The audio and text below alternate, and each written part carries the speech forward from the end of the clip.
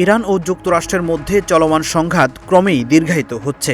পাল্টাপাল্টি হামলায় মধ্যপ্রাচ্যের পরিস্থিতি উত্তপ্ত হয়ে উঠেছে। থেমে থেমে ইরানের সামরিক ও জ্বালানি অবকাঠামোয় হামলার পাশাপাশি যুক্তরাষ্ট্রও ইরানের পাল্টা হামলার মুখে পড়ছে।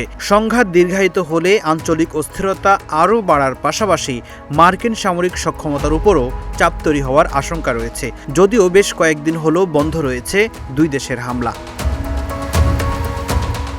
এমন পরিস্থিতিতে ইরানের বিরুদ্ধে আরও বড় ধরনের সামরিক অভিযান চালানোর সক্ষমতা থাকলেও দীর্ঘমেয়াদী যুদ্ধের ঝুঁকি নিয়ে সতর্ক করেছে মার্কিন সামরিক নেতৃত্ব। বিশেষ করে যুক্তরাষ্ট্রের অস্ত্র ও গোলাবারুদের মজুদ দ্রুত কমে আসা নিয়ে উদ্বেগ তৈরি হয়েছে।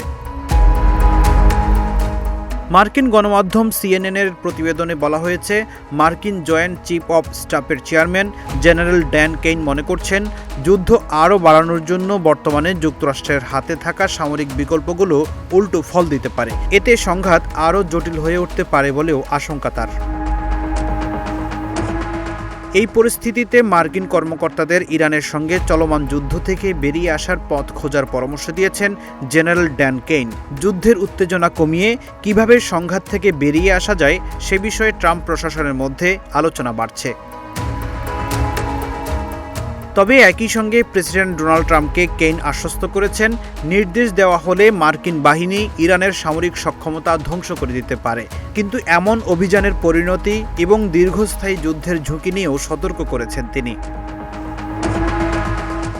বিশেষ করে মার্কিন অস্ত্র ও গোলাবারুদের মজুদ দ্রুত কমে আসা, দীর্ঘমেয়াদী সংঘাত এবং ইরানের সম্ভাব্য পাল্টা হামলা নিয়ে উদ্বেগ রয়েছে মার্কিন সামরিক নেতৃত্বের মধ্যে। ফলে এখন এমন একটি সমাধানের পথ খুঁজছে ট্রাম্প প্রশাসন, যাতে যুদ্ধের উত্তেজনা কমানো যায় এবং একই সঙ্গে সংঘাত থেকে সরে আসার সিদ্ধান্তকে নিজেদের অর্জন বা অগ্রগতি হিসেবে উপস্থাপন করা সম্ভব হয়। ফখরুল ইসলাম, ইত্তেফাক নিউজ।